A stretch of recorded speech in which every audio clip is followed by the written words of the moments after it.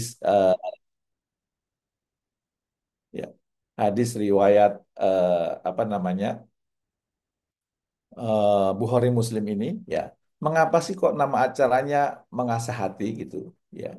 Eh, itu karena ada hadis ini ya. Ketahuilah sesungguhnya dalam tubuh manusia ada segumpal daging. Kalau segumpal daging itu baik, maka baik seluruh tubuhnya. Dan kalau segumpal daging itu buruk, maka buruk tubuh kita juga.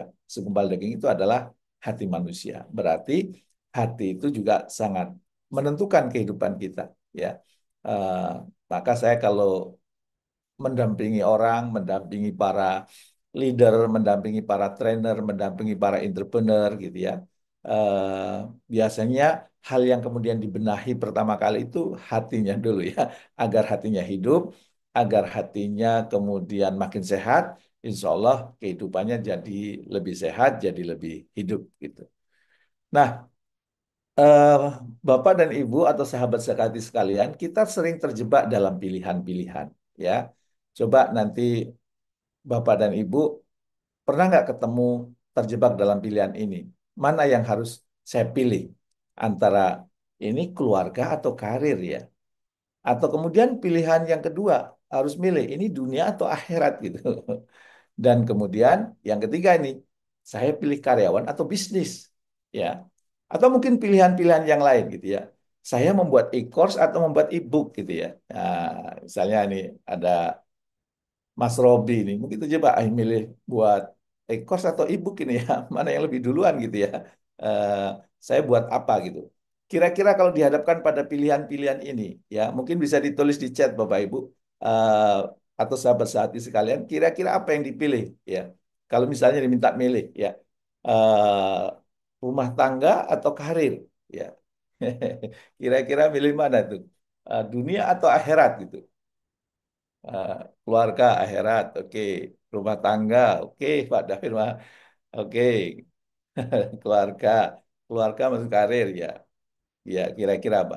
Keluarga, bisnis, akhirat. Oh, keluarga dan rumah tangga, keduanya oke, akhirat ya. Wah, asik ini ya pilihannya ya, beda-beda ya. Ya memang itulah apa namanya pilihan manusia dia. Kira-kira, oke, keluarga, bisnis, akhirat, oke. Oke, iya bagus ya. Ini sudah ada yang sudah menjawab dengan tepat ya. Sebenarnya tidak perlu eh, menggunakan kata atau ya, menggunakan kata atau ya. Pilihannya transformasi dong. Ayo, apa dari atau menjadi dan gitu. Jadi bukan atau nih ya. Jadi misalnya kalau ditanya apa namanya, pilih mana keluarga atau karir? Ya keluarga dan karir, gitu kan? Dunia atau akhirat? Ya dunia dan akhirat gitu. Karyawan atau bisnis? Karyawan sekaligus punya bisnis gitu. Emang bisa? Bisa. Wong saya juga mendampingi orang yang bahkan 4 kuadran ya. 4 kuadran itu apa? Dia karyawan iya, ya. Dia trainer iya, ya. Berarti karyawan, employee, ya. Kemudian ada jadi trainer, jadi self employee, gitu ya. Dan kemudian eh, dia juga business owner, berarti punya bisnis gitu ya. Dan kemudian investor, jadi 4 kuadran tuh, ya. Maka kalau saran saya, ayo kalau kita dihadapkan pada pilihan-pilihan ini, transformasi bukan atau, tapi dah. Ya, coba ulangi ya. Pilihannya bukan atau, tapi dan. Jadi dua-duanya diambil. Bisa, insya Allah. Ya, insya Allah bisa. Ya, dua-duanya kita ambil, insya Allah bisa. Gitu. Jadi tidak dipilih salah satu. Saya yakin semuanya mau kalau gitu ya. Dunianya dapat, akhiratnya dapat, gitu ya. Lagi karirnya oke, bisnisnya oke, gitu ya. Eh, dan masih banyak lagi. Ya, jadi hari ini kita akan membahas yuk transformasi dari atau menjadi dan. Ya. Nah, misalnya apa? Pasrah atau ikhtiar, maka diubah menjadi pasrah dan ikhtiar gitu. Digabung menjadi satu kesatuan. Ya. Tidak hanya pasrah saja atau ikhtiar saja. Itu yang saya sebut merangkul. Ya, merangkul keduanya. Jadi dari atau diubah menjadi dan. Ya, sepakat? Coba kerasa nggak bedanya itu? Setelah tadi dari atau diubah menjadi dan. Ya, Eh, kira-kira setelah kemudian oke, saya ambil dan gitu. Apa yang Bapak Ibu atau sahabat rasakan setelah kemudian ngambil dan? Mungkin boleh ditulis nih. eh, Mungkin tadinya ada yang ragu, aku milih, ada yang milih cuman dunia, dunia, dunia, dunia gitu. Apa yang kemudian Anda eh, rasakan setelah eh, nulis itu? Ya, oke, oke, banyak ya. Lebih bahagia, lebih senang, lebih semangat, ikhtiar usaha. Oke, bahagia. Oke ya. Lebih powerful ya. Oke, lebih terarah, jadi lebih semangat. TL Bandung ya. Yakin pasti bisa insya Allah. Oke, ya. Baik. Nah, kita akan membahas nih, kenapa kok kemudian kita merangkul gitu, ya. Apa namanya? Karena memang banyak pernyataan yang kemudian diungkapkan oleh orang-orang bijak ya. Salah satunya adalah pernyataan dari Umar bin Khattab. Janganlah salah seorang dari kalian duduk-duduk tidak berusaha ya dan kemudian berdoa, ya Allah, berikanlah rezeki kepadaku sedangkan ia mengetahui bahwa langit tidak menurunkan hujan emas dan hujan perak gitu ya. Jadi kita berusaha tidak boleh hanya duduk-duduk saja gitu. Ya. Eh, Setelah berusaha kemudian kita berdoa ya, pasrahkan kepada Allah. Dan saya sangat tertarik dengan ucapannya ini Ibnu Athaillah ya. Ibnu Athaillah mengatakan hanya bersandar pada keadaan atau hanya pasrah tanpa usaha melawan tantangan adalah bentuk kemalasan spiritual. Menarik ya. Ibnu Athaillah itu memberikan istilah yang menarik, yaitu apa? Kemalasan spiritual. Kemalasan spiritual itu apa? Dia itu hanya bersandar pada keadaan atau hanya pasrah tanpa usaha. Ya. Usaha melawan tantangan, ya. Usaha melawan kesulitan-kesulitan, usaha melawan kepayahan-kepayahan. Jadi kalau dia tidak berusaha, dia hanya pasrah saja, itu namanya kemalasan spiritual. Wah, ada ya istilah kemalasan spiritual. Menarik juga ini istilah kemalasan spiritual, ya. Kemalasan spiritual. Maka pada pagi hari ini, ayo kita rangkul pasrah dan ikhtiar. Ya, maksudnya apa Pak merangkul pasrah dan ikhtiar? Itu niatkan ikhtiar yang dilakukan karena Allah dan lakukan yang terbaik serta pasrahkan hasilnya kepada Allah. Jadi gabungan nih rangkulannya ya. Kita melakukan niatnya dimulai dari Allah, begitu sudah diniatkan oleh Allah, lakukan yang terbaik, begitu lakukan yang terbaik, hasilnya pasrahkan kepada Allah. Karena urusan hasil itu urusannya Allah, bukan urusan kita. Urusan kita adalah berusaha. Nanti kita di akhirat tidak akan ditanya apa hasilnya, tapi bagaimana prosesnya. Di antara nabi-nabi itu ada dakwah sudah ratusan tahun, hanya dapat dua, ya. Hanya dapat 80, tapi ada yang dapat ratusan ribu. Kalau Rasulullah sampai sekarang total bisa dapat miliaran gitu ya. Mereka nggak akan ditanya, kenapa kamu berdakwah kok cuma dapat dua? Kenapa kamu kok cuma dapat 10 misalnya? Kamu kok dapat cuma 80-an? Ya, tidak. Yang ditanya itu prosesnya. Begitu juga dalam kehidupan sehari-hari itu, ayo kita niatkan karena Allah, usaha sebaik-baiknya, lakukan yang terbaik, pasrahkan hasilnya kepada Allah. Karena yang dihisap nanti di akhirat adalah prosesnya, ya, bukan hasilnya. Gitu ya. Nah, pertanyaannya, bagaimana Pak melakukannya? Nah, setelah kemudian saya renung-renungkan, oke gimana sih mengawinkan pasrah dan ikhtiar ini supaya menjadi satu kesatuan, dirangkul menjadi satu kekuatan, seperti apa sih itu? Ya, yang kemudian bisa kita eh, lakukan supaya kemudian itu menjadi lebih powerful gitu ya. Apa yang kemudian bisa kita lakukan? Nah, pagi hari ini saya membuat apa namanya singkatan ya, ya, yaitu let go. Let go. Ternyata untuk merangkul pasrah dan ikhtiar ini ya, ini gunakan let go. Apa itu let go? Ya, ini mohon maaf ada yang nyoret-nyoret ini. Mas Agus, tolong dibantu Mas Agus. Ya, termasuk bantu ini Mas Agus.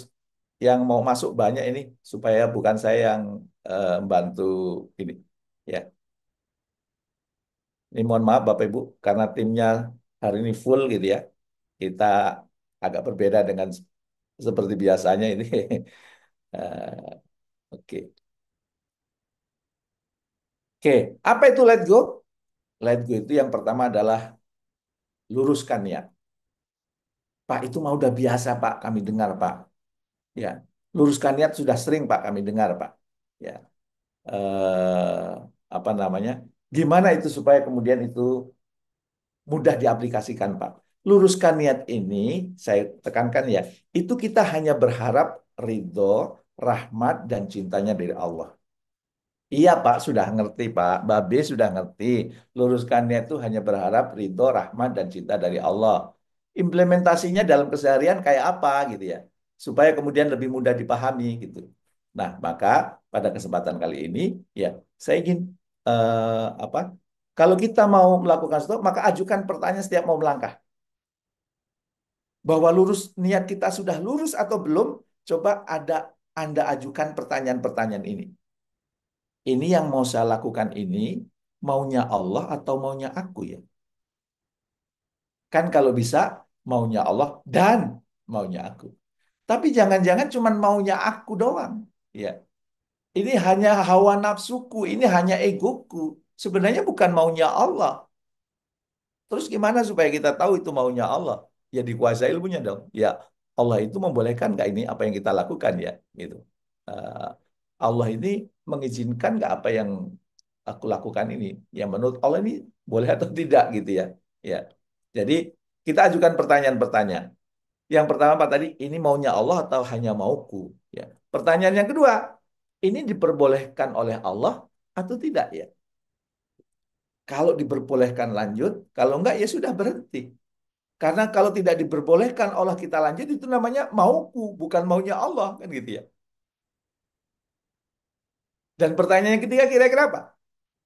Pertanyaan yang ketiga, ini dicintaikah oleh Allah? Kalau kita mampu menjawab pertanyaan ini bahwa semua jawabnya Allah, Allah, Allah, Allah, ya. Jawaban pertama ini maunya Allah atau hanya mauku? Maunya Allah, ya. Karena Allah mau maka aku mau. Nah, berarti oke lolos. Yang kedua, ini diperbolehkan oleh Allah atau tidak? Boleh, lanjut. Kalau sudah boleh sama Allah, ini dicintaikah sama Allah atau tidak ya? Oh, cintai, kerjakan gitu. Kira-kira gitu ya. Jadi saya sih untuk kemudian selalu meluruskan niat ini, selalu mengajukan tiga pertanyaan ini. Ini maunya Allah atau maunya aku ya? Ya. Terus ini diperbolehkah kan? Diperbolehkankah oleh Allah? Boleh. Oke, jalan. Oh, ini dicintai nggak ya sama Allah? Dicintai. Ah, jalan gitu. Nah, coba sahabat sekali sekalian, praktekkan yang apa namanya, yang tiga pertanyaan ini. Insya Allah itu akan memudahkan kita. Ya, ya.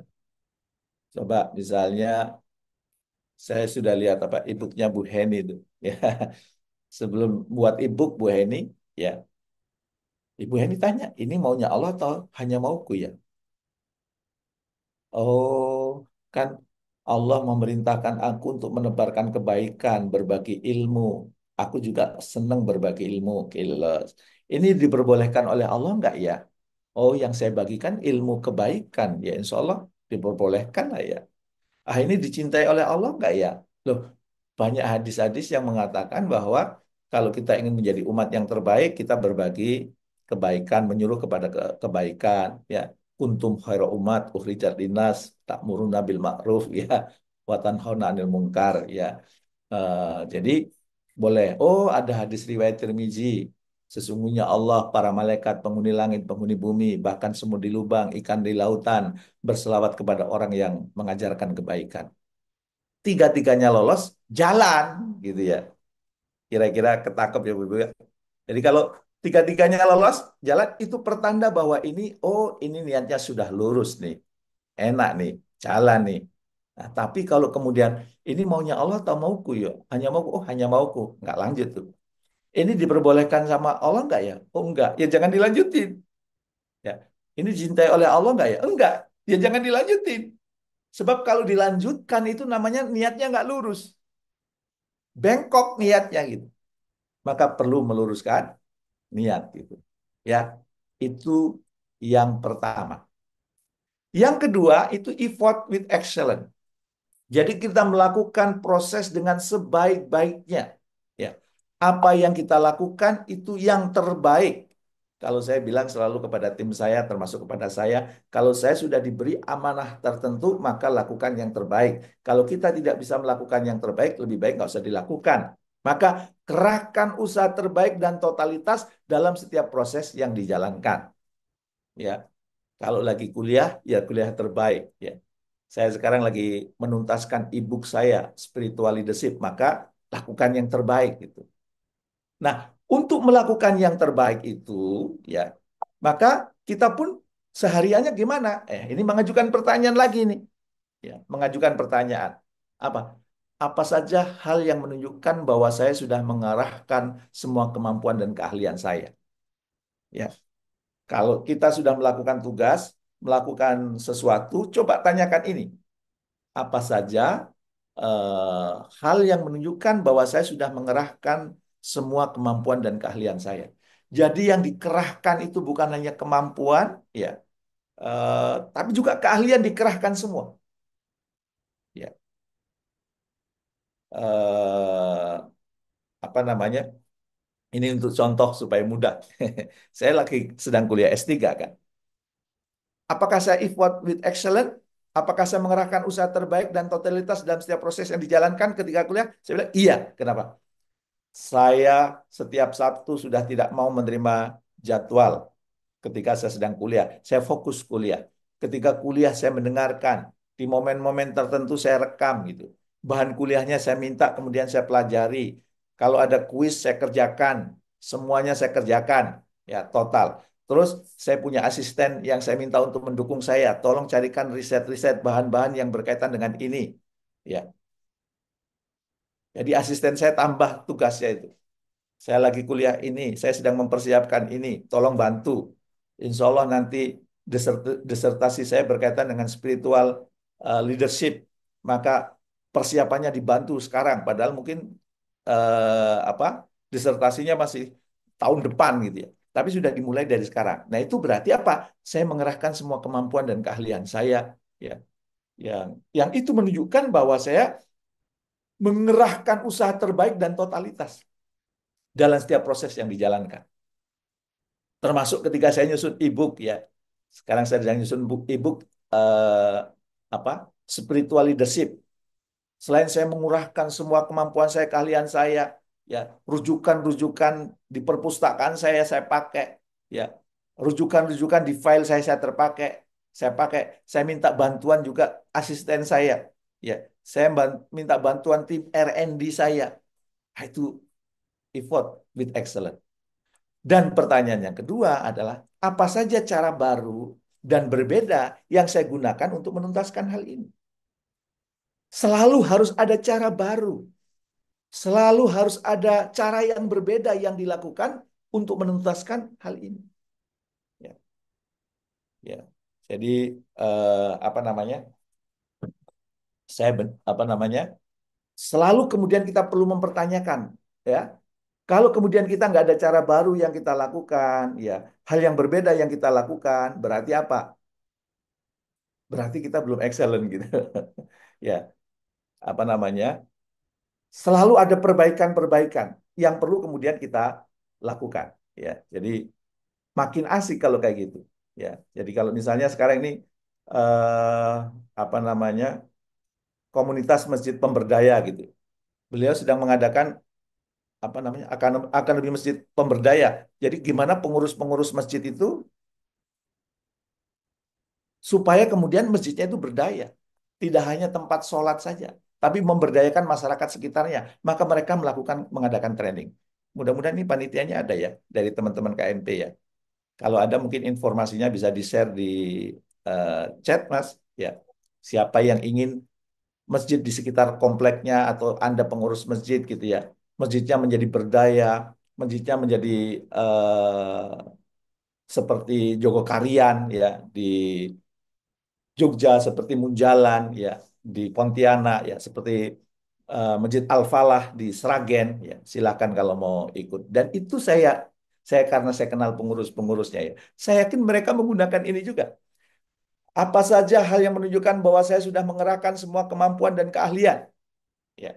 Apa saja cara baru dan berbeda yang saya gunakan untuk menuntaskan ini, termasuk bagaimana cara baru, cara berbeda supaya kita bisa memakmurkan masjid. Itu effort with excellence. Ya. Itu. Kalau kita nggak melakukan itu nggak. Ya. Di sini ada Mas Hantiar, hadirkah? Ya. Ah, itu ada informasinya ya. Silakan kalau mau. Ya, saya beberapa kali ikut acara ya di acara ini di Makassar, di Jambi gitu ya. Bagaimana sih mengelola masjid supaya lebih hidup, supaya lebih berkembang gitu ya. Dan itu saya lihat ternyata masjid-masjid yang berkembang, masjid-masjid yang kemudian menjadi tempat yang nyaman buat jamaahnya itu karena para pengurusnya itu menggunakan kaidah ini. Effort with excellence. Mengerahkan semuanya dengan cara terbaik dan totalitas sehingga ada yang dapat jodoh di situ. Sekarang masjid bahkan punya tanah sendiri ya, yang tanahnya itu ditanam padi, hasilnya digunakan untuk memberi makan sekitar masjid. Ya, keren-keren ya. Ada masjid sekarang punya hotel ya. Jadi kalau ada orang itikaf ya, selain memang itikaf di masjid, tapi bisa juga istirahat di hotel sekitar masjid. Itu kan keren-keren kayak gitu. Itu adalah effort with excellence. Nah, itu dilakukan teman-teman KMP ya. Silakan teman-teman KMP. Ya, informasinya dibagi di chat supaya memberi manfaat buat sahabat yang hadir di sini. Nah, kalau sudah, maka jangan lupa juga trust the process. Menikmati proses yang dijalani. Karena banyak orang yang tidak menikmati proses. Semuanya ingin serba buru-buru. Ya. Semuanya ingin segera instan selesai gitu. Justru kalau kita ingin memadukan antara pasrah ya dan ikhtiar itu, kita perlu trust the process, menikmati proses yang dijalani. Dibuktikan dengan apa? Menghargai setiap tahapan sebagai pembelajaran, ya. Bukan hanya menikmati, menghargai setiap tahapan sebagai pembelajaran, tapi menghargai setiap tahapan itu sebagai ibadah. Ya. Anda membuat e-course, Anda membuat e-book, ya, itu prosesnya sebagai ibadah. Cari literatur ke sana kemari, ya, ya, Eh, itu sebagai ibadah. Itu nikmat kalau kayak gitu. Saya kadang ngerjakan sampai malam hari, bangun sebelum subuh, ya, eh, cari literatur lagi di tengah-tengah nunggu pesawat di bandara, membuat buku itu lagi. Semua tahapan itu pembelajaran ilmu baru yang saya peroleh itu sebagai ibadah dan kadang-kadang itu training kesabaran. Ya, kenapa? Loh, ternyata pendapat yang ini dilemahkan oleh pendapat yang ini. Mana ini perlu kita timbang-timbang. Aduh, dari kejar-kejar waktu ini kita perlu sabar. Tawakal juga itu training ya. Itu enak kalau gitu. Dan meyakini ini saya salah satu favorit saya Jalaluddin Rumi ya. Kemarin saya posting di Instagram saya ya. Kata Jalaluddin Rumi apa? Menarik nih. Jalani hidupmu seolah-olah semuanya dirancang untuk kebaikanmu. Jadi kita melakukan semua proses kehidupan ini seolah-olah ya semua yang kita lakukan, semua yang datang kepada kita, semua yang mendekat kepada kita, semua yang terjadi di kanan kiri kita itu semuanya dirancang untuk kebaikan kita. Ya, semua dirancang untuk kebaikan kita. Beberapa waktu yang lalu, sudah beberapa waktu yang lalu saya ketemu dengan sahabat lama saya, misalnya Pak Irwansah, Pak Ir namanya. Ya, ada apa ketemu dengan Pak Ir ya? Ini pasti semua dirancang untuk kebaikan. Pak Ir kemudian mengingatkan kepada saya, ya, Babe, walaupun sudah jadi trainer sana kemari, kayaknya perlu sertifikat dari BNSP. Ya, dan kemudian saya dapat cerita dari beliau seperti apa sih kalau kemudian dapat sertifikat dari BNSP, bla bla bla bla bla. Oke, saya ikuti prosesnya. Ya, bantu saya Pak Ir. Dan dengan totalitas tuh Pak Ir, menurut saya itu membantu saya itu. Maka saya memahami bahwa oh ini saya menjalani hidup seolah-olah ini semua dirancang untuk kebaikan saya. Ada Pak Ir di sini ya. Terima kasih ya Pak Ir kalau ada di sini. Ya, kalau nggak ada mudah-mudahan nggak gibah ya. Baik nih. Saya bersyukur didatangkan Allah. Oh ada Pak Ir. Ya. Makasih Pak Ir. Pak Ir dalam kehidupan saya gitu ya. Eh, Didatangkan kepada Bu Heni datang. Tiba-tiba cerita tentang apa itu kecanduan cinta. Ya, itu berarti, oh berarti mungkin saya perlu meningkatkan kadar cinta saya kepada keluarga saya, kepada pasangan saya, ya, ya. Itu semuanya dirancang untuk kebaikan. Kenapa acara MHJA ini ada? Menurut saya dirancang untuk kebaikan. Kenapa? Karena saya dipaksa untuk belajar setiap minggu berkaitan dengan hati. Semuanya dirancang untuk kebaikan gitu.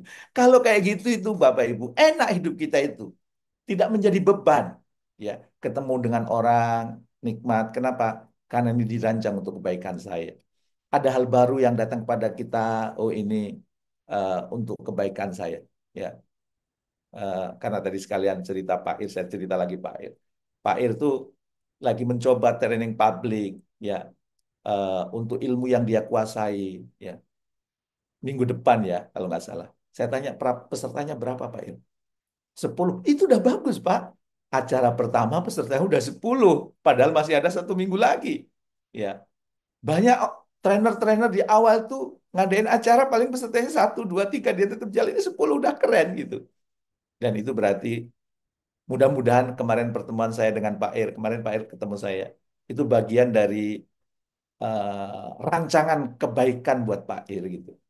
Kita kira begitu ya. Jadi kalau semua yang terjadi itu adalah dirancang untuk kebaikanku ya Allah, semua yang terjadi itu dirancang untuk kebaikanku ya Allah. Nikmat, asik. Ya, tidak kemudian wah kok nggak ini, wah kok nggak itu, wah kok nggak ini, wah kok nggak itu. Enggak, semua yang terjadi dirancang untuk kebaikan kita. Ya. Nah, setelah itu jangan lupa kita perlu bersyukur di setiap step. Ya. Maksudnya apa sih?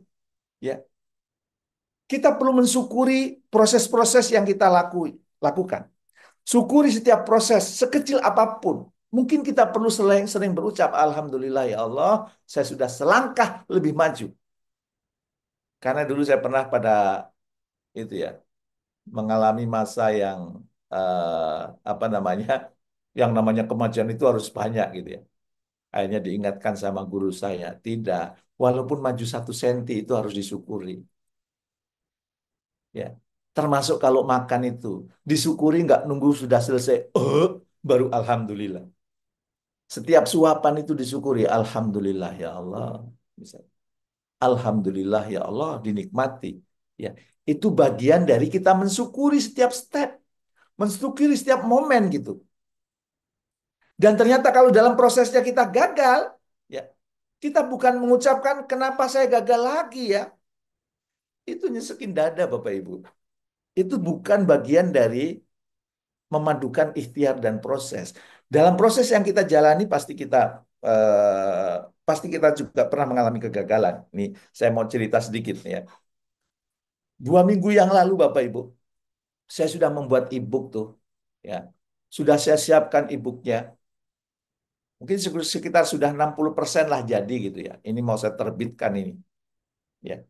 Begitu saya ketemu dengan tim saya diskusi, ternyata Mas, yang diperlukan ke depan itu dari berhasil riset bla bla bla bla, berhasil kajian ini bla bla bla, termasuk mempertimbangkan ekspertis yang selama ini dikuasai oleh Mas Jamil, kayaknya yang lebih tepat tuh kalau mengeluarkan buku bukan yang sedang ditulis, tapi judul baru. Apa itu? Spiritual Leader. Spiritual Leader. Buku yang saya tulis sudah 60%. Saya harus nulis dari awal lagi. Loh, iya, kalau misalnya ingin memberikan dampak yang lebih besar. Maka apa ucapannya saya? Alhamdulillah, aku diberi kesempatan untuk belajar dari kesalahan ini. Tidak kemudian, ya sayang ya sudah 60%. Ya, rugi bandar. Enggak. Kenapa? Karena waktu itu rapatnya sama Mas Agus tuh, Mas Agus yang sekarang jadi host tuh. Ya, eh, saya di hasil kesepakatan dengan rapat salah satu Mas Agus tuh buat tentang spiritual leader.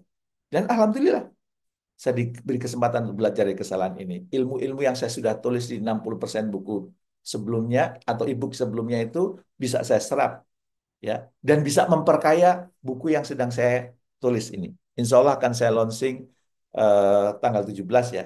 Silakan kalau ada yang mau ikut boleh ikut ya. Nama acaranya Create Future, bukunya tentang spiritual leader yang isinya adalah bagaimana seorang leader mampu menghasilkan anggota tim yang peaceful warrior gitu ya. Anggota tim yang warrior itu petarung, pejuang tapi hatinya damai. Bisa dipakai di rumah juga. Bagaimana bisa melahirkan anak-anak yang pejuang, eh, warrior gitu, tapi peaceful, hatinya damai. Ya, eh, Insya Allah tanggal 16, 17 besok minggu depan ya. Acaranya Create Future. Ya, kalau mau gabung, ya silahkan.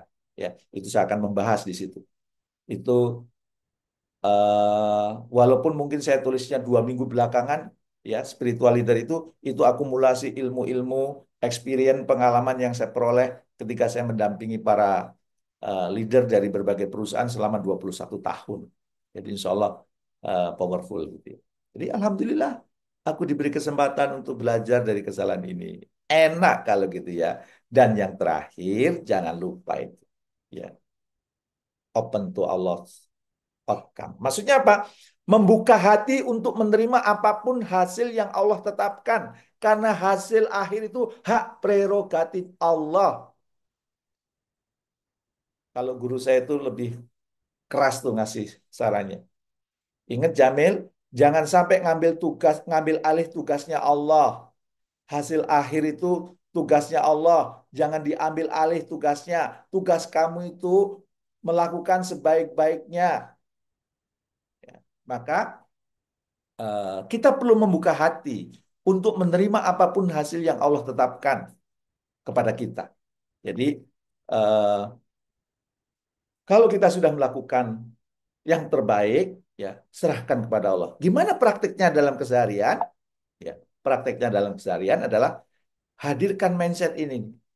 Hasil itu sebagai bagian dari rencana terbaik Allah untukku.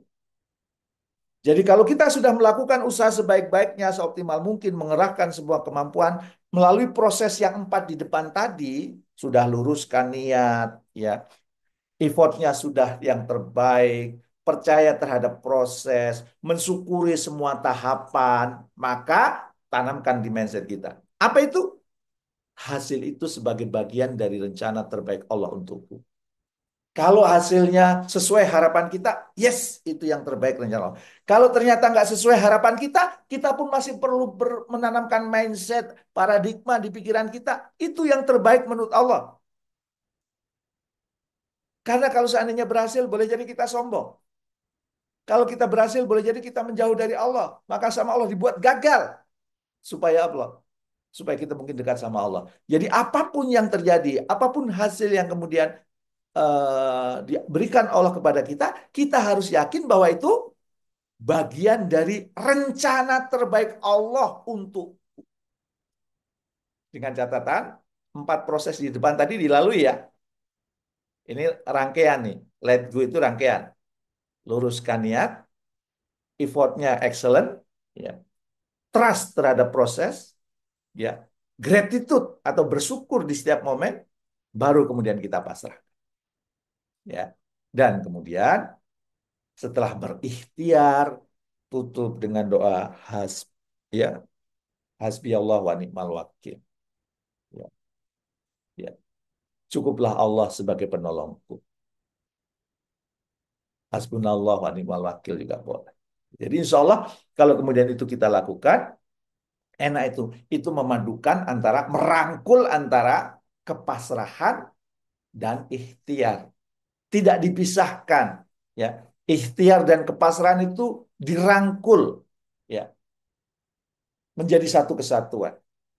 Maka kalau itu dilakukan, ya insya Allah hidup kita jadi lebih produktif karena kita ikhtiarnya total, ya, dan juga pasrahnya total.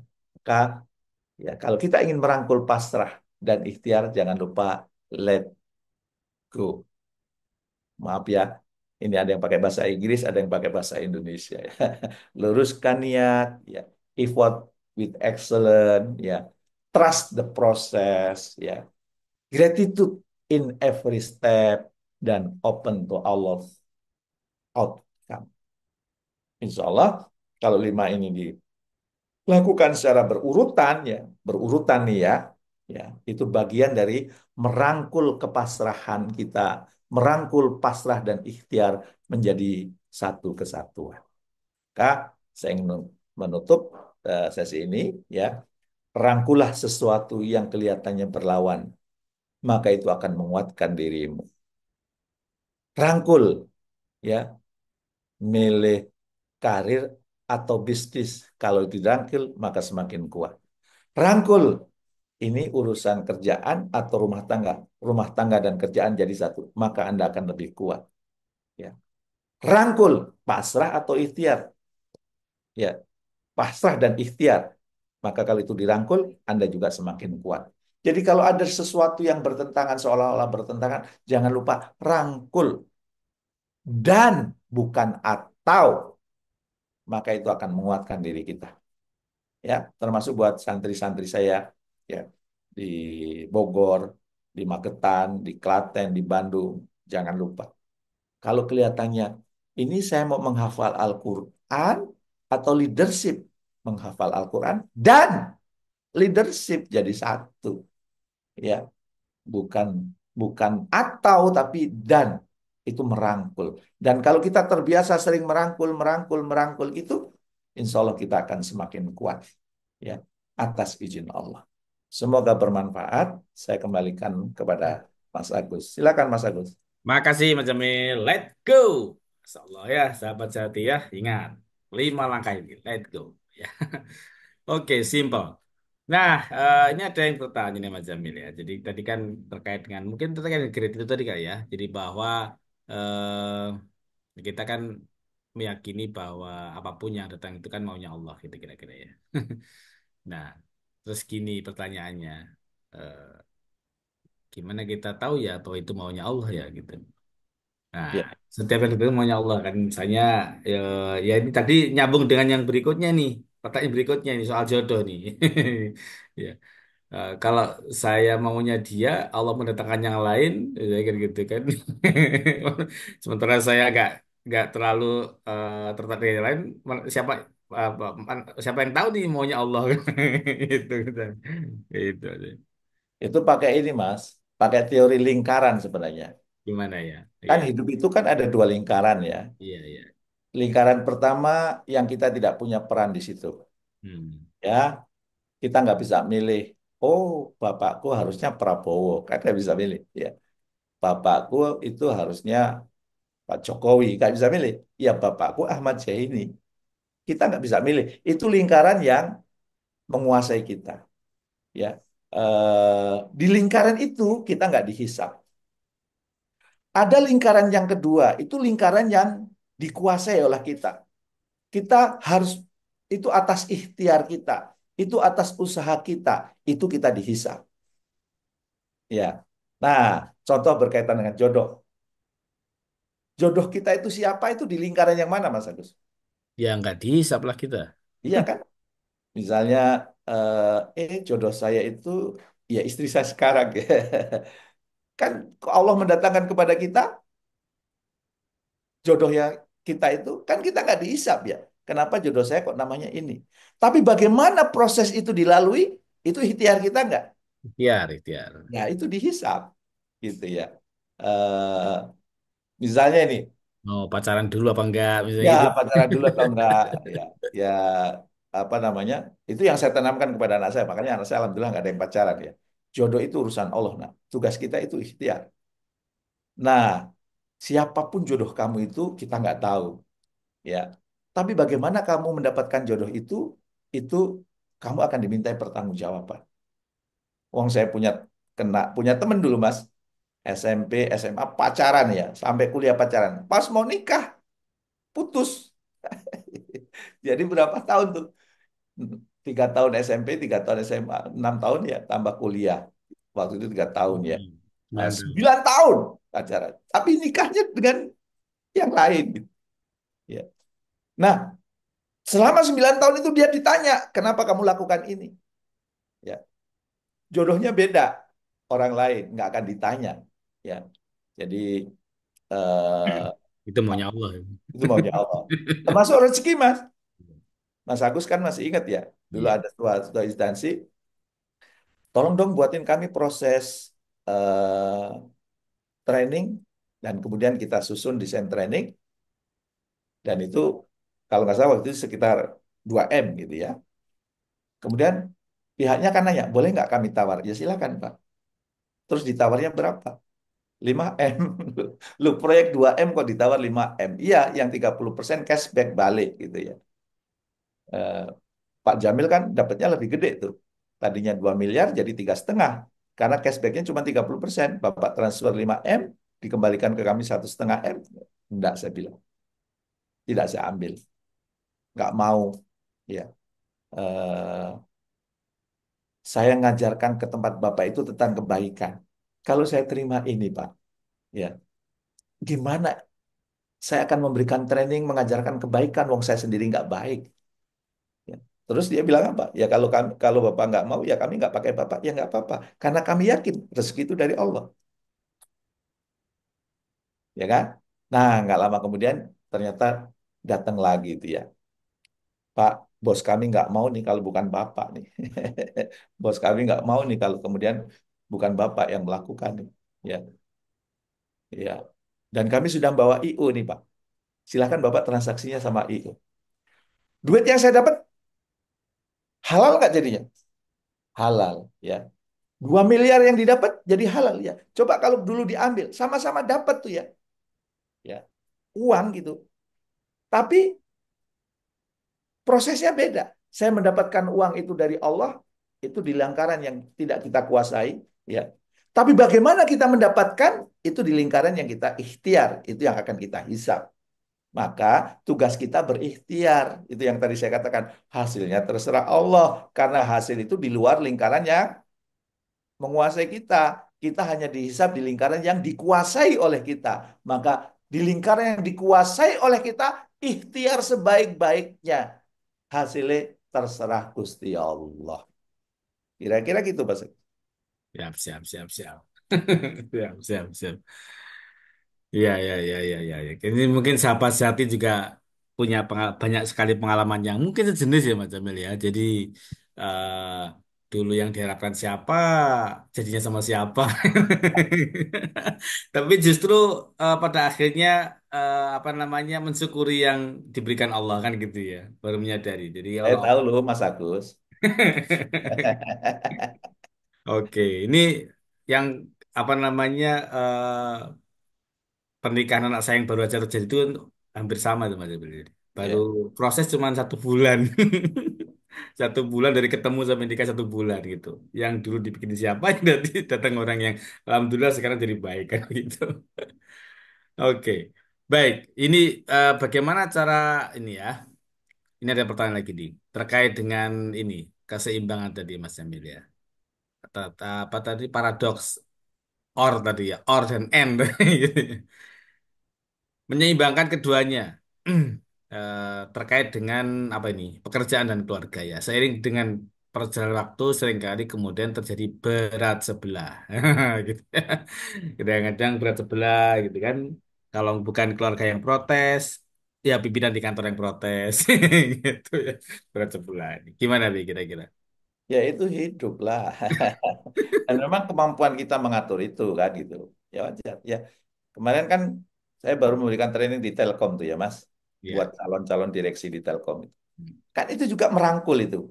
Kapan kita berkompetisi, kapan kita berkolaborasi. Ya kan gitu ya. Hmm. Merangkul itu. Loh, ternyata coba kalau Bapak Ibu sahabat sehati sekalian tebak. Antara Apple sama Samsung. Itu berkompetisi atau berkolaborasi? Untuk jualan produknya berkompetisi. Tapi ternyata mereka berkolaborasi. Kameranya iPhone ini yang buat Samsung, ya kan? Sementara ada bagian-bagian tertentu yang dibuat, yang ada di Samsung itu dibuat juga sama Apple gitu. Itu berkolaborasi. Maka kita perlu tahu kapan kita berkompetisi, kapan kita berkolaborasi. Begitu juga dalam urusan rumah tangga. Kapan kita perlu memberikan perhatian yang lebih terhadap keluarga dan kapan juga di kantor. Dan kadang tidak harus seimbang kok.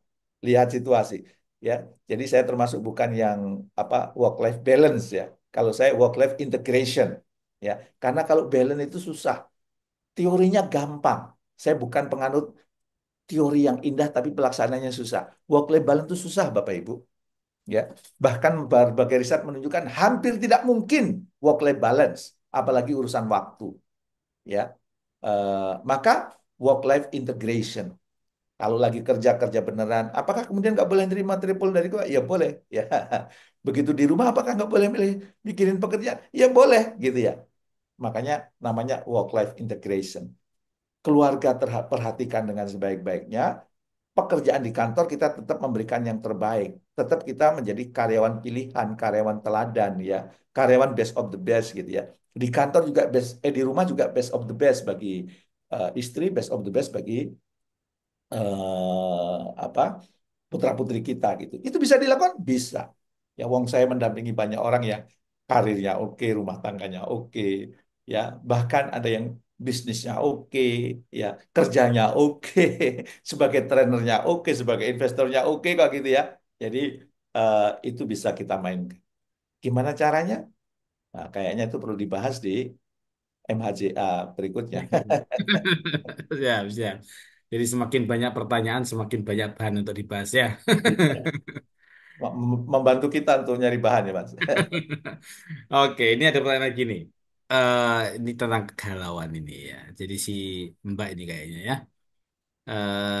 udah memutuskan untuk resign sejak 3 bulan lalu. Kemudian keinginan untuk mengambil cita-cita sudah diambil gitu ya. Eh, tapi tiba-tiba kemudian ingin kembali ke tempat semula gitu ya. Gimana baiknya ya gitu ya. Ibarat kata kapal lo dibakar gitu, pengen balik lagi gitu ya, pakai skoci gitu gitu.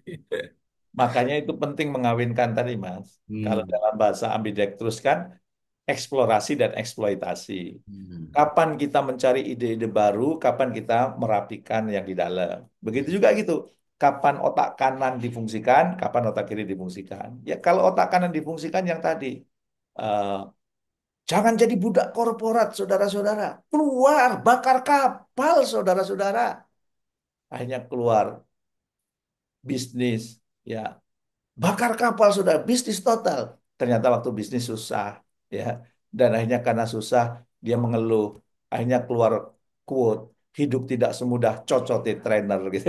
Marah, pengen kerja lagi. Kenapa? Karena tidak merangkul. Harusnya dirangkul, ya. Kalau yang tadi bakar saudara-saudara, jangan jadi budak korporat saudara-saudara, ya. Ayo kita bisnis, bakar kapal. Itu sering menggunakan apa? Gaspol remblong.